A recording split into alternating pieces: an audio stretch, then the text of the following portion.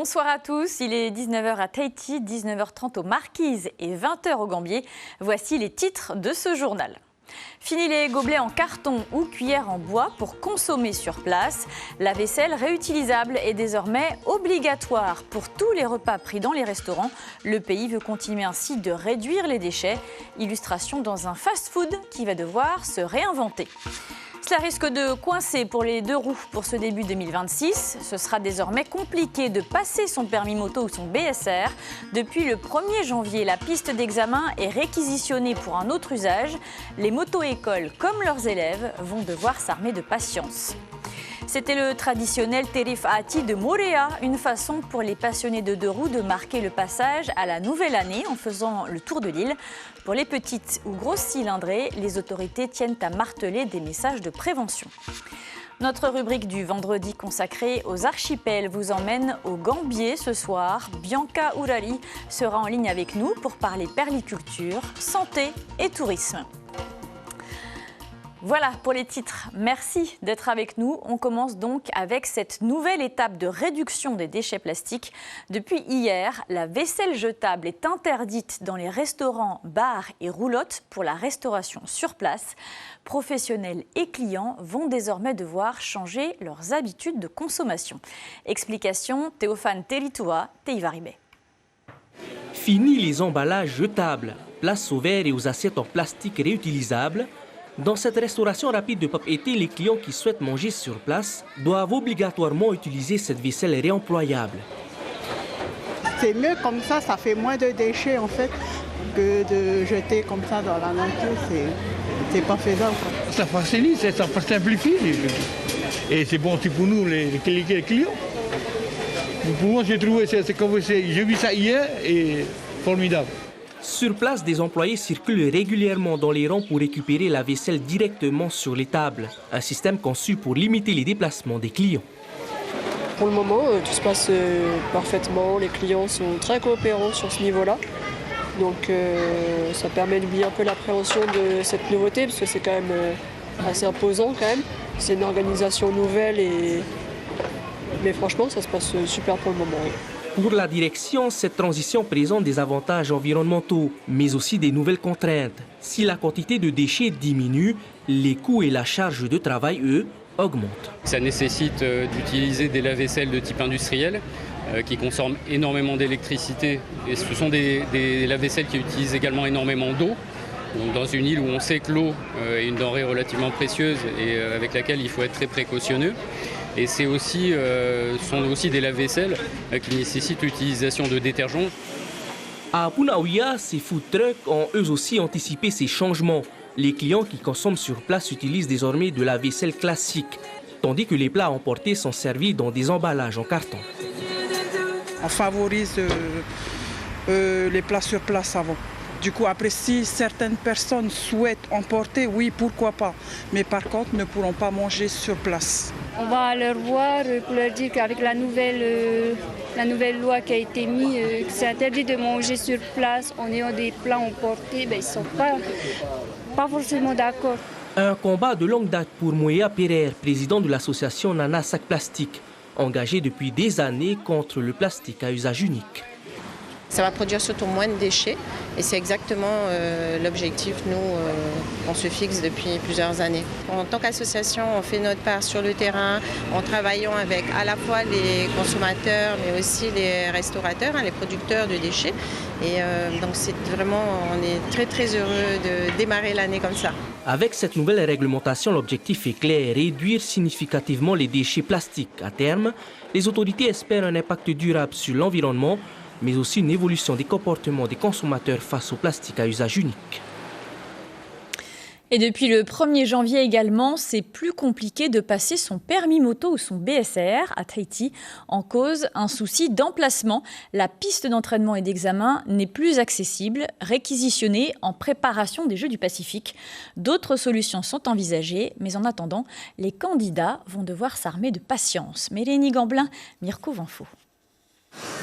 Renault a fait passer ses derniers brevets de sécurité routière mercredi. Le lendemain, la convention pour utiliser la piste a pris fin. Les formations pour le BSR et les permis moto sont donc suspendues. Tu savais que la piste allait fermer? Non, je ne savais pas. J'ai déjà d'autres permis, d'autres véhicules, donc c'était juste pour passer sur un plus gros cylindré. Maintenant, je pense aux jeunes qui passent le BSR, qui en ont peut-être plus besoin, c'est plus important pour eux. C'est peut-être plus problématique, oui. Cette année, sur 31 accidents mortels, plus de la moitié impliquent des deux roues. Et l'an dernier, plus de 3000 personnes ont été contrôlées sans permis au Fénois, d'où l'importance pour les auto-écoles d'assurer une continuité de formation. Nous, on se bat pour la jeunesse polynésienne, pour qu'ils puissent passer leur BSR et qu'ils ne roulent pas sur la route sans permis, comme c'est le cas trop souvent. Le pays a prévenu que la piste serait fermée en vue des Jeux du Pacifique. Elle doit servir de stockage pendant les travaux du stade Pater. Les auto-écoles avaient 6 mois jusqu'à décembre pour s'organiser, mais trouver l'espace pour les entraînements à moto reste un véritable casse-tête. En revanche, il pourrait y avoir des solutions pour le BSR. Voilà, normalement, on a appris qu'ils allaient fermer 50 mètres de la piste, qui fait 130 mètres, donc il reste 80 mètres. Et nous, on peut travailler sur 80 mètres ou même 50 mètres pour faire les BSR. Et comme la DTT a toujours la piste pour les contrôles techniques des véhicules, on aimerait aussi bénéficier jusqu'à fin juin de cet espace-là. Ce qui nous permettrait d'avoir après la construction de la nouvelle piste. Et à ce moment-là, on n'aurait plus de soucis. Un nouveau plateau pour le permis moto doit en effet voir le jour au centre d'examen du permis de conduire à Taoné. Les travaux devraient débuter ce mois-ci pour une livraison en juin. En attendant, les auto-écoles et les candidats vont devoir s'adapter. Et alors justement que la majorité des accidents de la route impliquent des deux roues, la prévention était cette année encore au cœur du Telefaati de Moorea aujourd'hui. Ce rituel consiste à faire le tour de l'île Sœur en scooter ou en moto chaque 2 janvier. Mais la passion et l'esprit festif n'empêchent en rien la prudence, tiennent à rappeler les autorités. On voit cela avec Reheina Jarian et Patrick Régis. Au son des moteurs, ils partagent une passion commune, celle des deux roues. Le Faatim Moorea, un événement incontournable que ses participants ne manqueraient pour rien au monde. Au programme, une balade autour de l'île, l'occasion pour chacun de sortir sa plus belle bécane. Aujourd'hui, je voulais absolument participer à l'autour de l'île. Ouais. Super, content, nice. Heureusement que la sécurité est là, les motards, pour sensibiliser les jeunes. J'ai remercié les mains à la mairie pour organiser ce truc-là. Avec plus d'une centaine de riders présents, il est essentiel d'assurer la sécurité des usagers de la route. Afin d'éviter tout incident, les gendarmes et la police municipale ont veillé au grain. La consigne, c'est que tout le monde soit au moins, que tout le monde mette le casque et puis de respecter tout ce qui est au code de la route. Hein. Bien sûr, pas de vitesse, pas de wheeling. Maintenant, après, ceux qui veulent faire ça, désolé. Hein. Aujourd'hui, c'est peut-être de la prévention, mais c'est aussi, si les gens ne veulent pas respecter, de la répression. Derrière ce rassemblement de passionnés, les organisateurs souhaitent avant tout faire passer un message de prévention concernant les comportements dangereux sur les routes, sachant qu'au Fénois, les deux roues sont les plus impliquées dans les accidents mortels. En bref, à lire sur notre site internet, l'émotion à Nukuhiva, où avait résidé la jeune Siane, une des victimes qui a péri dans le terrible incendie d'Abar en Suisse. Les habitants se souviennent de la jeune femme et de sa famille. Comme chaque vendredi, on ouvre à présent notre rubrique consacrée aux archipels, des Hono Ta'amotu, et nous allons au Gambier.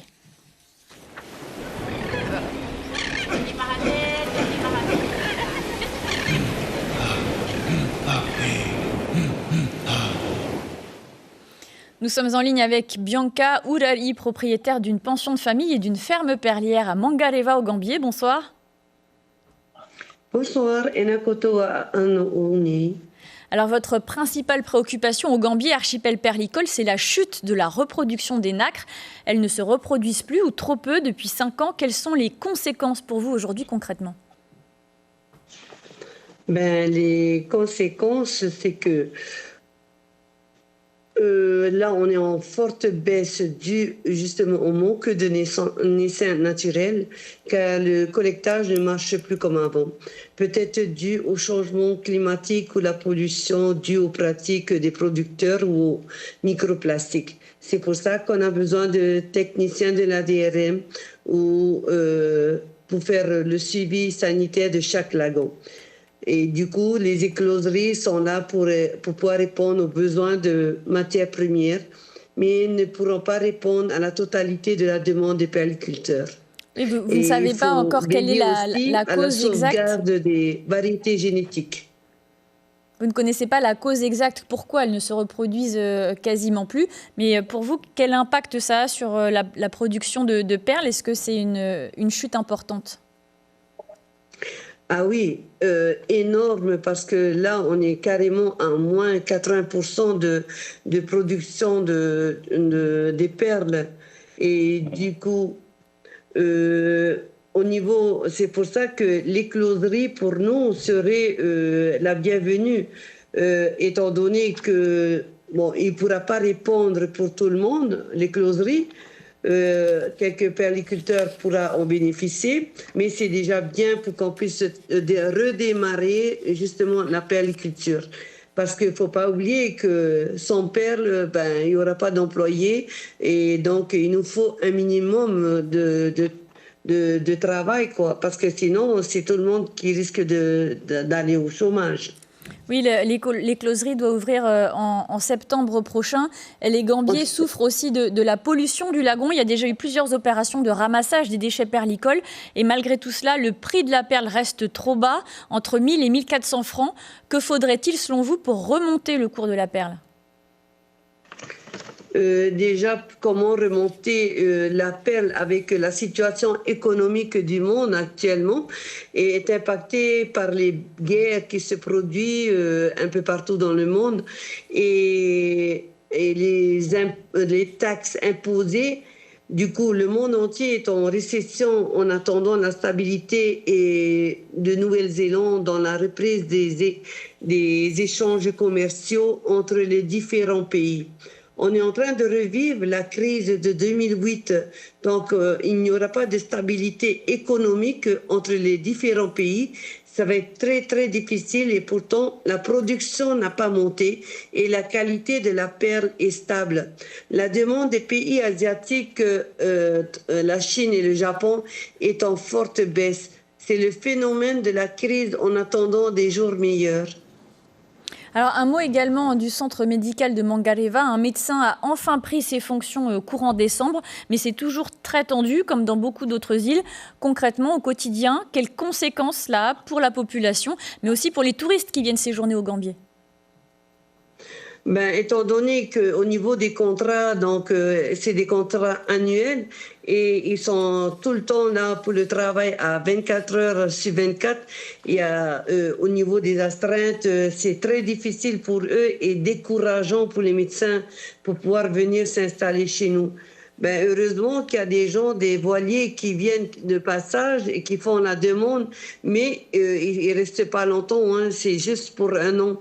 Mais après, ils sont contents aussi de repartir vu le nombre de travail qui sont toujours là 24 heures sur 24 et ils ne peuvent même pas visiter les îles. Du coup, c'est décourageant pour les médecins qui veulent venir chez nous. Et pour nous, les touristes aussi, c'est un problème pour les touristes parce qu'il y a quand même 5 heures d'avion pour venir au Gambier.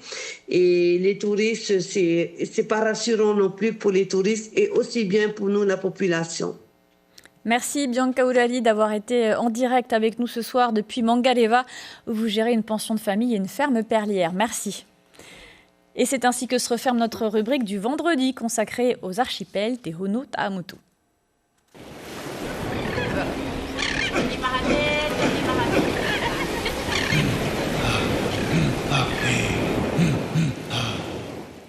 Il reste une semaine de vacances scolaires et c'est encore le temps des colonies pour beaucoup d'enfants. À Moorea, ils étaient 80 à participer à un camp à Hapiti. Originaires de Raiatea et Tahiti, certains orientés par la DSFE, ils ont profité ensemble des activités éducatives encadrées par l'association Havea. Comme l'explique le président, il répond à Gilles Taotou et Patrick Régis. Ce que je peux retenir de ce centre de vacances, c'est l'épanouissement que ces enfants ont eu durant le séjour.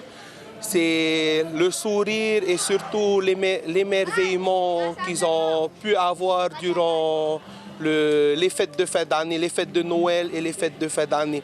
Beaucoup d'enfants n'ont pas cette chance de pouvoir avoir un repas convenable le 24 ou le 25 et ne serait-ce que d'ouvrir des petites surprises ou d'avoir des lumières au-dessus de leur tête pour pouvoir passer de belles fêtes. Direction Reivave aux Australes. À présent, le traditionnel Tere Mataiti a repris. Il avait disparu depuis l'épidémie de Covid. Ce rituel du Nouvel An consiste à effectuer le tour de l'île, chaque foyer s'ouvrant à l'autre, l'occasion d'adresser ses vœux à l'occasion de la nouvelle année et de déguster des plats préparés par chaque famille. On écoute la réaction d'un touriste suisse. Il répond à notre correspondant sur place, Arthur Thierry.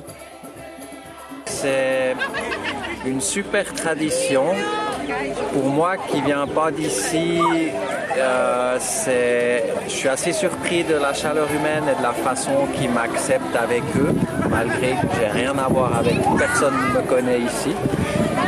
Et je trouve que c'est une très belle tradition, un sacré marathon de chaleur humaine. On part en Nouvelle-Calédonie à présent, où des milliers de personnes étaient réunies pour célébrer la nouvelle année dans la baie de Sainte-Marie à Nouméa. Une première très attendue par le public, mais la demi-heure de spectacle n'a pas fait l'unanimité pour autant. On voit cela avec nos confrères de Nouvelle-Calédonie la première, Martin Charmasson avec Brigitte Wap.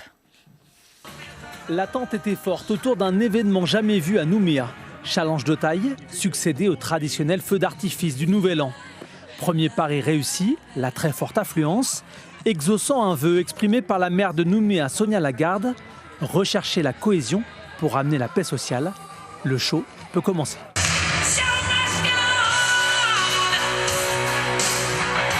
Le jeu de lumière suit le rythme des musiques, du Show Must Go On de Queen à Je me voyais déjà de Charles Aznavour, en passant par Daru de Sandstorm. Programmation éclectique.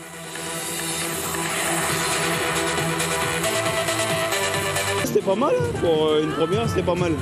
Nous ici on est habitués un peu que ça pète dans tous les sens, tout ça, ça bouge. Du coup avec la sono ça a bien rattrapé je trouve. C'était joli à voir et puis ça change un peu ouais. Sur les tours installés sur l'îlot de Sainte-Marie, des écrans projettent des images parfois dénuées de sens. D'autres effets sont plus réussis, mais le jeune public n'est pas convaincu. On attend tous les feux d'artifice et là d'avoir juste des lumières c'était un peu... Voilà quoi. Et pour toi ? Non, c'est la même, je m'attendais à mieux. Je voyais tout le monde, je me suis dit ouais youpi ça va être trop bien et au final j'aurais préféré les feux d'artifice quand même. Pour d'autres spectateurs, plus que la dimension artistique, c'est le rassemblement de la population qui a le plus compté. C'était très très bien et en plus ce genre de manifestation ça réunit tout le monde et là on n'a plus il n'y a plus de rien, de politique, de religion, de couleur, tout le monde est là et ça fait du bien. Si ce premier essai laisse des sentiments mitigés, il a eu le mérite de l'innovation et de la convivialité dans un contexte économique contraint. Avant de refermer cette édition, je vous en rappelle l'une des informations principales. C'est l'obligation de servir dans de la vaisselle réemployable pour toutes les consommations sur place de repas et de boissons. Pour le pays, il s'agit de réduire les déchets à usage unique et encourager des pratiques plus durables. Dans les restaurants, les fast-foods ou les roulottes, les assiettes, gobelets, couverts doivent désormais être pensés pour être lavés et réutilisés. À suivre, le téléfilm Flair de famille, puis l'émission Prodige. On se quitte avec les vœux de quelques travailleurs du Nouvel An. Très belle soirée sur la première. À demain. Je voulais souhaiter déjà une bonne année à toute ma famille.